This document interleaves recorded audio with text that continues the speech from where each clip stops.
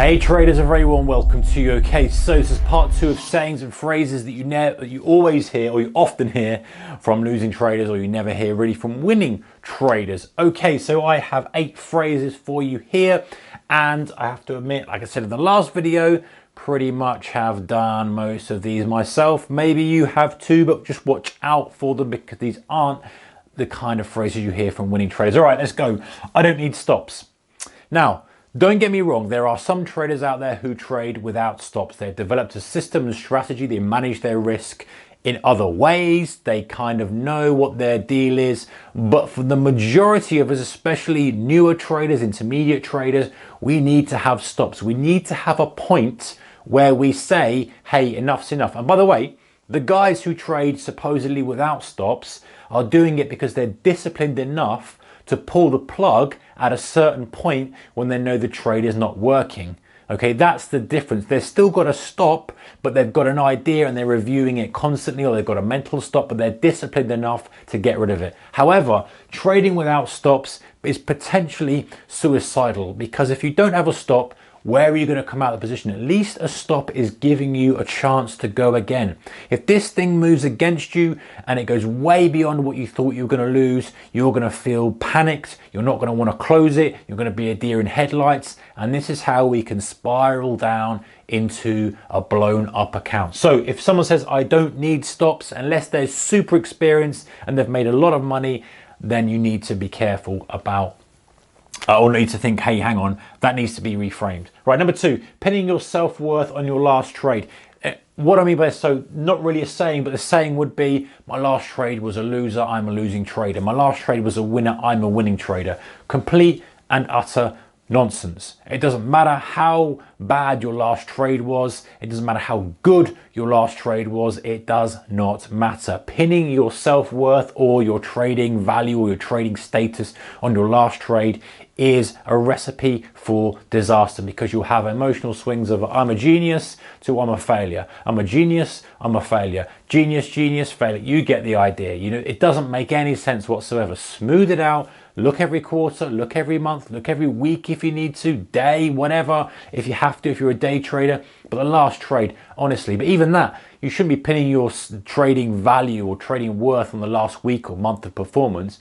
Give it time. If you're losing, that's fine. Every trader starts off losing. You've got to go through the pattern and keep plodding on, plodding on.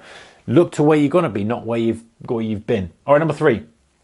I've had a good run, time to increase size. Now, I've talked on this channel before about increasing size, and I believe you can increase size when you are doing well, you increase size. However, this is when someone says, hey, I've had a few good trades, time to dial up the risk, gone from, you know, a small size to kind of 10 times the size just because they're doing well. Increasing size is something that takes time. It takes careful planning. It takes a new strategy. Suddenly just increasing size on a whim because you've had a good run is a recipe for disaster. And as you know, or should know, it only ends in one way, and that is losing money. Because if you get away with it once, the next time you do it, you'll have a catastrophic loss. All right, number 4, I always lose money in that market. Now, this is something that I hear traders say often, like, oh, I don't trade that because I always lose money. Now, I think it's fine for you to say, I don't trade that market, I don't like that market. But I think when you're framing it in the kind of mindset of I'm always losing in that market, it just creates negative connotations. You might say, hey, you know what? My trading style and strategy doesn't fit that market. I've used it, I've tried it out, and I'm going to put my efforts elsewhere. If you're saying I always lose money in that market, you're kind of giving yourself that negative cloud of I can't perform in it. All you're doing is choosing to focus your energy into one market. So be careful of that one, guys. Right, number 5. I've backtested this system, it won't lose. I've heard this from a couple of guys, not very often, but I've heard a couple of guys, and they've come in and said, hey, you know, I've backtested this thing to how far back on different markets and stuff, and it's profitable. You know, there's no way it can lose. And you say, well, okay, what's the biggest drawdown it's had? You know, how long has it been in drawdown? And like, well, you know, we've had like 4 quarters of drawdown before. And you think, well, So effectively that you're going to sit through 4 quarters of drawdown. So you start now, and what was the drawdown? Like 30%. So you're going to sit there through 4 quarters, executing it methodically, systematically, and exactly as per the rules, to wait until it comes back up again. It doesn't matter what it's done in the previous ever many years. The point with everything, it's like a market. If you pick it at the wrong time and you're buying at highs, you're going to have to sit through pullbacks, even if potentially the next 10 years it goes higher.